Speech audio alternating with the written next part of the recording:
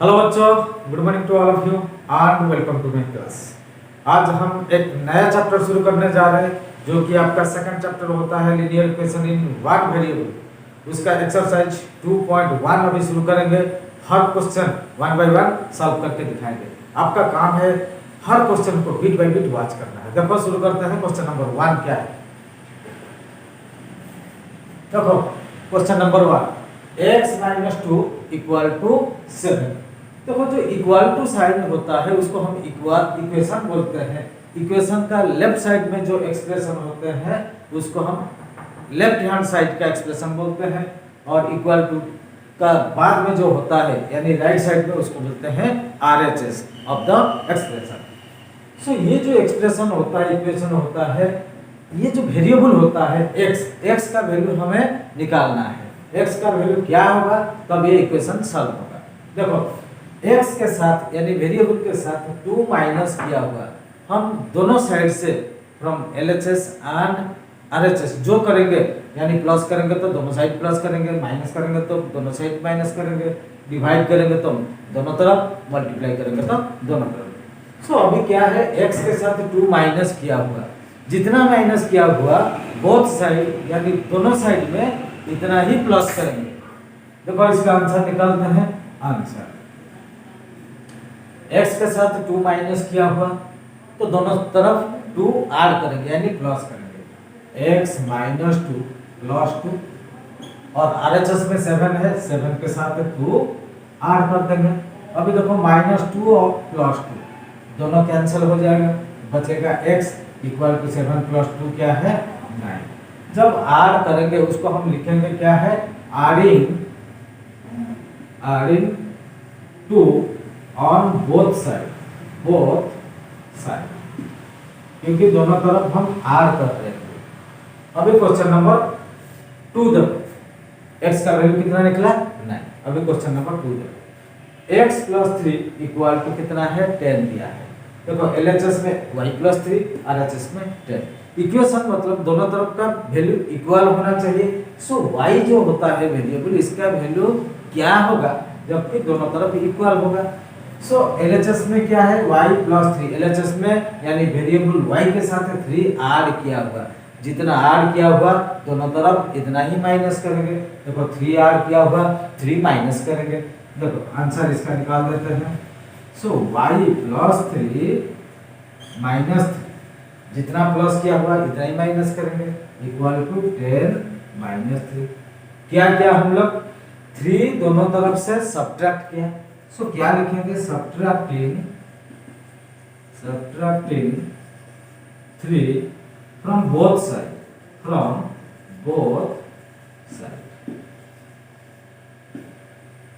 सो क्या होगा, देखो ये +3 और -3 कैंसिल हो जाएंगे, बचेगा y = कितना होगा, 10 से 3 माइनस कर दो, बचेगा 7। ये हो गया आंसर। अभी क्वेश्चन नंबर 3 देखो, 6 = z + 2।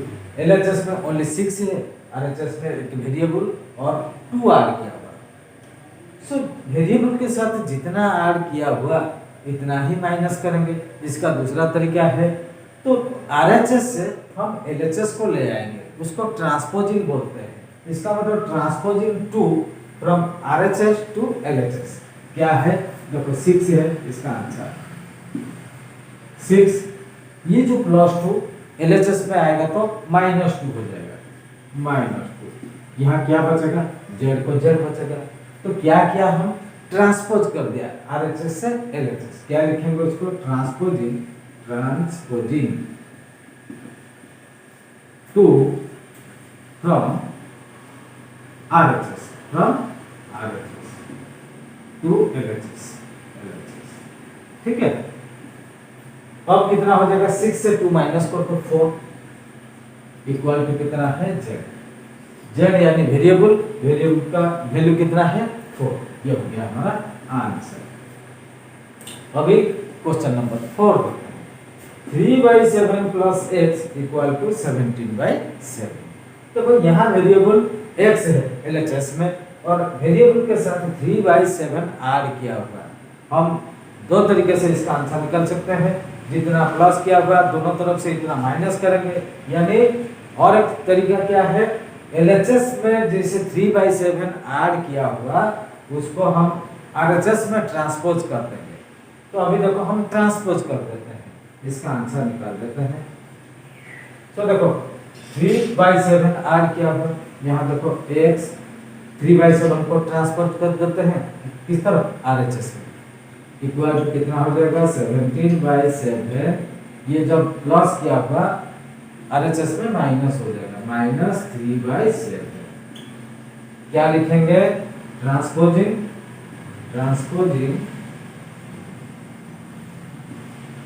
3/7 टू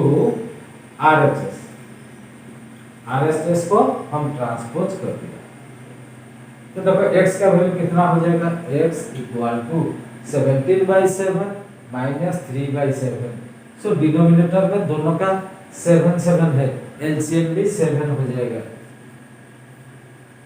जब दोनों डिनोमिनेटर इक्वल है तो एलसीएम भी 7 और ऊपर दोनों माइनस हो जाएंगे। 17 -3, 17 से 3 माइनस कर दो 14 डिवाइडेड बाय 7 इक्वल टू कितना है 14/7 इक्वल टू 2। इसका मतलब x का वैल्यू कितना हुआ, x इक्वल टू 2। ये हो गया हमारा आंसर। अभी क्वेश्चन नंबर 5, 6, 7, 8 सारे देख लेते हैं। अभी क्वेश्चन नंबर 5 देखते हैं। 6x equal to 12। देखो LHS में क्या है, वेरिएबल के साथ 6 मल्टीप्लाई किया हुआ तो दोनों तरफ 6 डिवाइड ही करेंगे। देखो इसका आंसर निकालते हैं। देखो 6x divided by 6 equal to 12 divided by 6। तो जो भी करेंगे मल्टीप्लाई यानी डिवाइड, जो भी कुछ करेंगे दोनों तरफ करेंगे, ठीक है। So 6x divided by 6 equal to 12/6। इसका मतलब dividing 6 on both side. So dividing 6 on both side, ठीक है। अभी देखो 6 दोनों कैंसिल हो जाएंगे, बचेगा x equal to 12 divided by 6 कितना होता है, 2 होता है आंसर, ठीक है। मान लो इसको चेक करेंगे, हमारा इक्वेशन जो कि x का वैल्यू जो निकला हमारा सॉल्यूशन हुआ x इक्वल टू 2, ये सही है या नहीं। अभी देखो x का वैल्यू 2 यहाँ पुट करते हैं, 6 into x, सो कितना हो जाएगा, इसको चेक करते हैं। चेक क्या चेक करेंगे, 6x यानी 6 into 2 हो जाएगा इक्वल टू कितना होता है, यहाँ 12 है। सो 6 into 2 कितना है, 12 equal to 12। So both LHS and RHS are equal। इसका मतलब x equal to 2 is the solution of the equation. यहाँ जो इक्वेशन दिया है x equal to 2 is the solution of the equation, हम चेक कर लिए यानी प्रूव भी कर लिए। अभी क्वेश्चन नंबर 6 देखते हैं। t divided by 5 equal to 10। इसका मतलब t के साथ 5 डिवाइड किया हुआ, तो हम एक काम कर सकते हैं, ये 5 को RHS में ले सकते हैं। जब LHS में डिवाइड किया हुआ RHS में जाएगा तो मल्टीप्लाई हो जाएगा। इसका मतलब इस 5 को हम ट्रांसपोज कर दिया।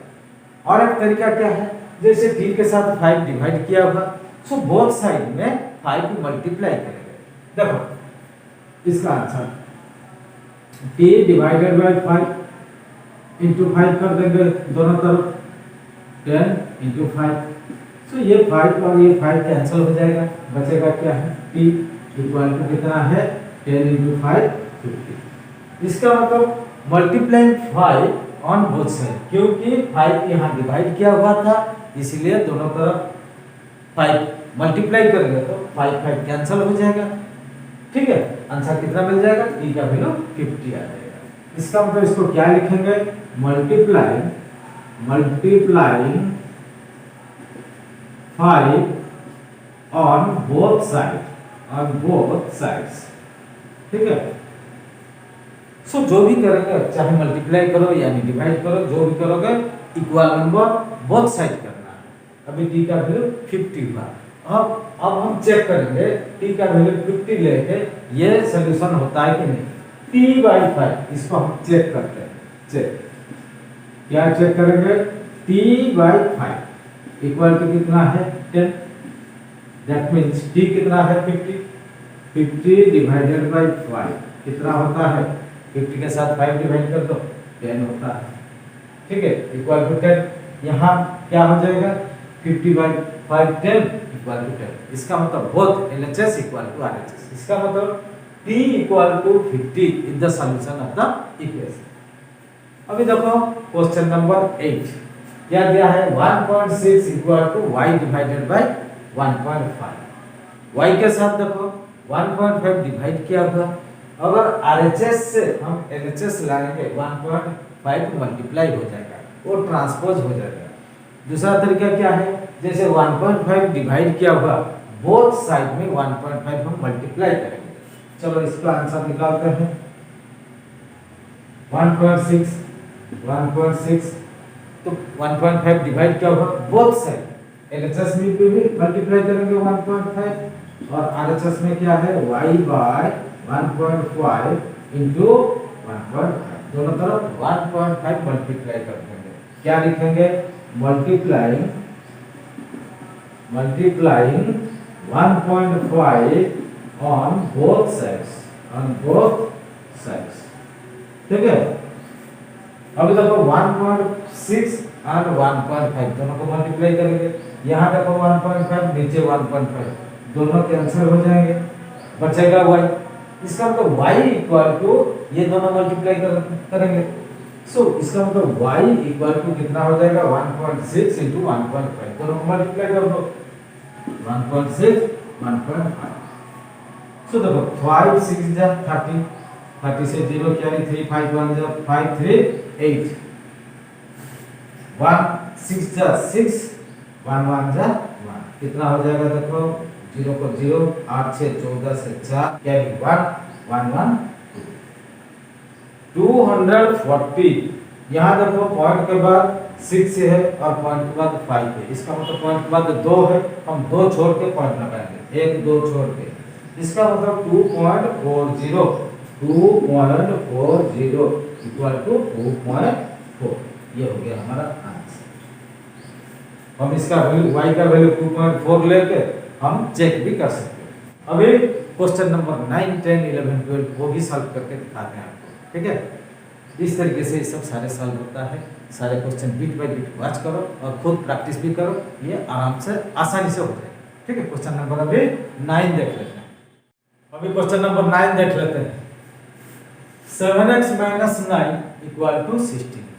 देखो LHS में क्या है 7x के साथ 9 माइनस किया हुआ, तो जितना माइनस किया हुआ इतना ही प्लस करेंगे दोनों तरफ, यानी ये जो -9 को RHS में ट्रांसपोज भी कर सकते हैं। दो प्रोसेस है, तो हम क्या करेंगे -9 है मतलब 9 माइनस किया हुआ सब्ट्रैक्ट किया हुआ, दोनों तरफ 9 R कर देते हैं। देखो इसका answer 7x minus 9 plus 9 equal to 16 plus 9। इसका मतलब adding 9 on both side. So 9 add करने से क्या होता है, ये -9 और +9 दोनों कैंसिल हो जाएंगे, यानी 0 हो जाएंगे, बचेगा 7x।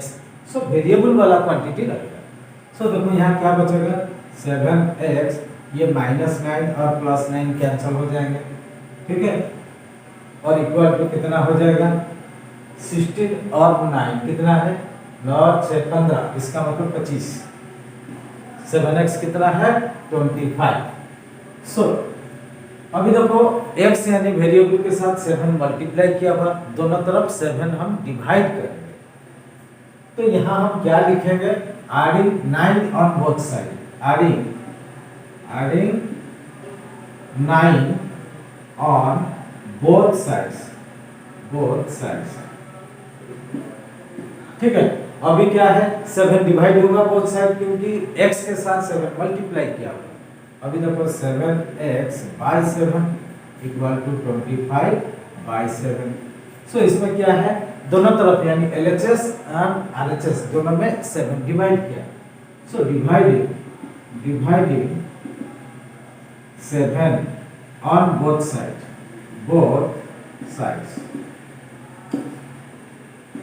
यहाँ पे बस ऊपर 7 नीचे 7 दोनों कैंसिल हो जाएंगे, बचेगा कितना x, x इक्वल टू कितना हो जाएगा 25/7, 25/7। सो इसका ये देखो इंप्रॉपर में है, इसको मिक्स्ड फ्रैक्शन बना लेता है। सो 7 3 जा कितना है 21, 25 से 21 माइनस हो जाएगा 4 बचेगा डिवाइडेड बाय 7। ये हो गया हमारा आंसर। ठीक है, 25/7 यानी 3 होल 4/7। देखो 7 3 जा 21 प्लस 4 25/7। अगर ये हमारा जो solution x equal to 25/7 equal to 3 whole 4/7 is the solution of this equation. So ये x का वैल्यू सही है या गलत है हम चेक कर सकते हैं। अभी चेक करते हैं, चेक कर लेते हैं।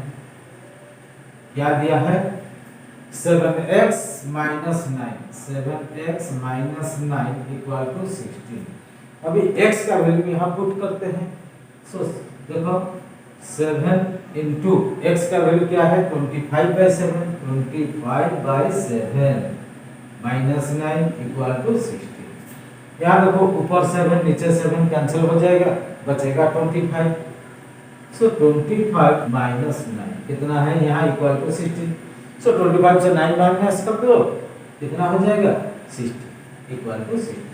सो LHS equal to RHS, LHS equal to RHS check हो गया।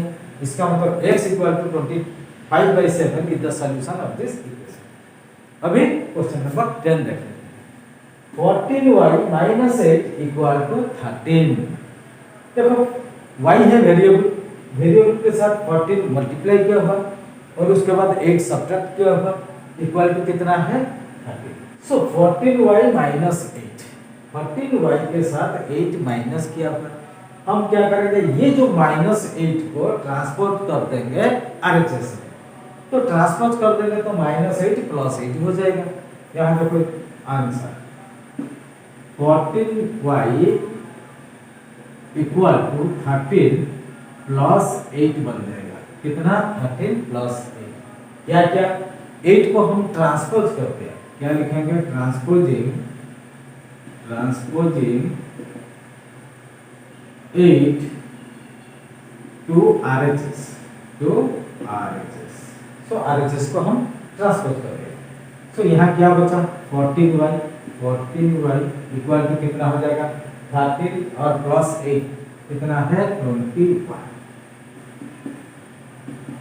तो अभी देखो y के साथ 14 मल्टीप्लाई किया होगा तो 14 क्या होगा वहाँ डिवाइड होगा।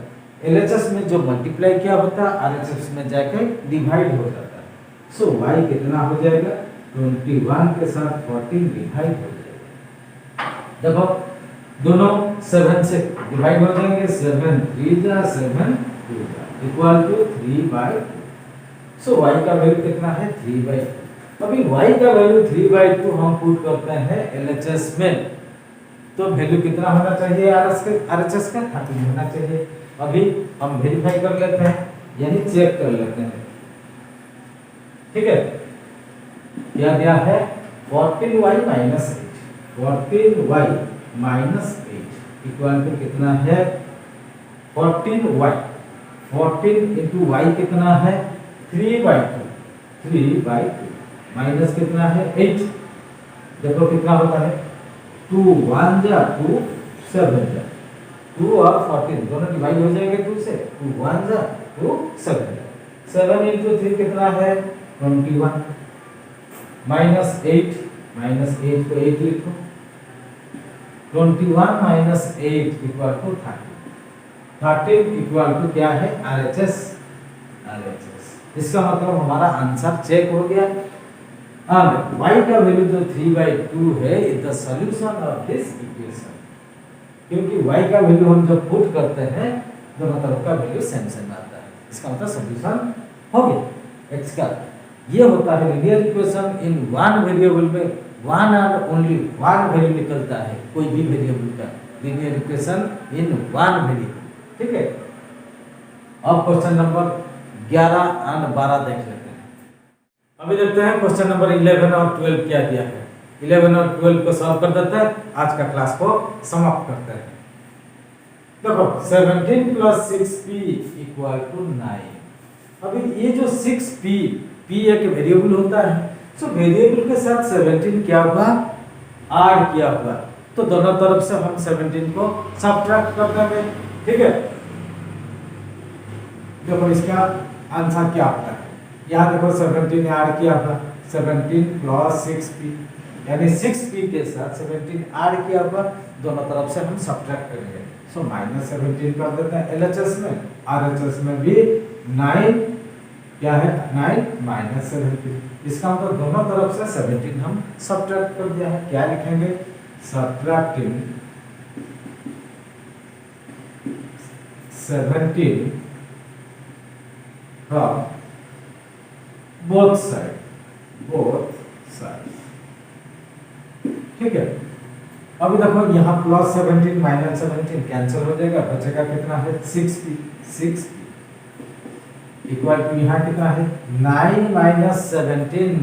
देखो एक प्लस है एक माइनस है, तो जो बड़ा होता है बड़ा से छोटा को हम माइनस कर देते हैं। 17 से माइनस 9 हो जाएगा, 17 से 9 को माइनस कर देंगे और बड़ा नंबर है 17 के पास माइनस है, सो साइन माइनस हो जाएगा। तो बड़ा है माइनस का, सो माइनस लिख देते हैं।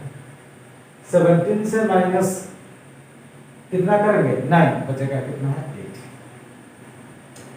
ठीक है, इक्वल टू कितना होगा, देखो p के साथ 6 मल्टीप्लाई किया हुआ, तो दोनों तरफ को हम क्या करेंगे 6 डिवाइड कर देंगे। देखो 6p divide 6 equal to minus 8 divide 6। क्या लिखेंगे, डिवाइडिंग 6 on both sides। ठीक है, यहाँ देखो 6 6 दोनों कैंसिल हो जाएंगे, बचेगा कितना है p इक्वल टू 8 और 6 दोनों 2 में डिवाइड हो जाएंगे, 2 4 जा 2 3 जा, सो माइनस को माइनस लिखो, ऊपर 4 नीचे क्या है p का वैल्यू कितना निकला -4/3। अभी हम इसको चेक भी कर सकते हैं, सो हमारा इक्वेशन सही हुआ कि नहीं, यानी p का वैल्यू जो हम वेरिएबल का वैल्यू निकाला -4/3 सही है कि नहीं। अभी बहुत सारे क्वेश्चन चेक कर लिया, ये भी चेक करेंगे तो आंसर सही मिलेगा। इसका मतलब LHS part will be equal to RHS part. Equation में यही जो चीज होता है जो कि हमेशा LHS इक्वल टू RHS होता है, इसलिए इसको इक्वेशन बोलते हैं। अभी देखो क्वेश्चन नंबर 12, आखिरी क्वेश्चन है इस एक्सरसाइज का। देखो x/3 + 1 इक्वल टू कितना है 7/15। जो वेरिएबल पार्ट है, वेरिएबल पार्ट क्या है, x में 3 डिवाइड किया हुआ और उसके साथ 1 ऐड किया हुआ, तो अभी क्या करेंगे 1 को ट्रांसपोज कर देते हैं from LHS to RHS, LHS से उसको RHS भगा देते हैं। तो देखो x/3 इक्वल टू कितना है 7/15, 7/15 जो LHS में 1 ऐड किया हुआ अगर RHS में ट्रांसपोज हो जाएगा 1 माइनस हो जाएगा, सो +1 विल बी -1 इन RHS। तो अभी दोनों को हम माइनस कर देते हैं, इसको लिखेंगे क्या ट्रांसपोजिंग 1 टू RHS। क्या लिखेंगे ट्रांसपोजिंग